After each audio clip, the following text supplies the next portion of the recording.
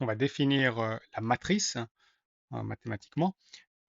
Donc une matrice de format n fois p, ça va être un tableau d'éléments. Des éléments, c'est des nombres réels ou des caractères, à n lignes et, n, et p colonnes. On va représenter ça plutôt par un exemple.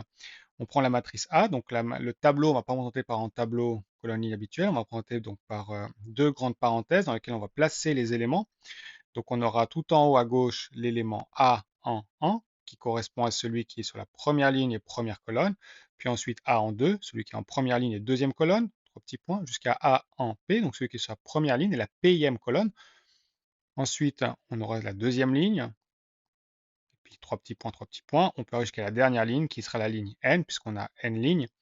Et le premier élément de la Nième ligne, c'est AN1, puis AN2 jusqu'à ANP.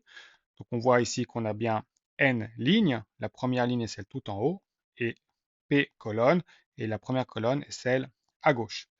Comme on a vu là, on notera AIJ, c'est l'élément de A se trouvant en ième ligne et jème colonne. Donc, comme on a vu ici, par exemple, A2P, c'est l'élément qui est en deuxième ligne et Pème colonne.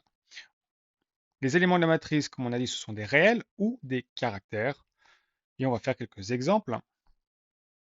Par exemple, la matrice B, ici, qui est composée de 4 nombres, c'est une matrice carrée, puisqu'elle a le même nombre de lignes et le même nombre de colonnes, et qui est de taille 2 fois 2.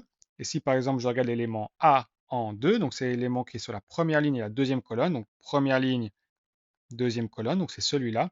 Donc A en 2 vaut 1. On va avoir deux autres cas de matrices particulières, par exemple celle-ci, qui est une matrice, où on voit qu'il n'a qu'une seule ligne. Donc, quand on a une matrice qui n'a qu'une seule ligne, on l'appellera une matrice ligne, tout simplement. Elle est donc avec une ligne et trois colonnes. Puis on va voir encore une matrice qui est dans l'autre cas. Cette fois-ci, elle n'a qu'une seule colonne et plusieurs lignes. Donc c'est une matrice, vous l'aurez deviné, colonne, qui a quatre lignes et une seule colonne.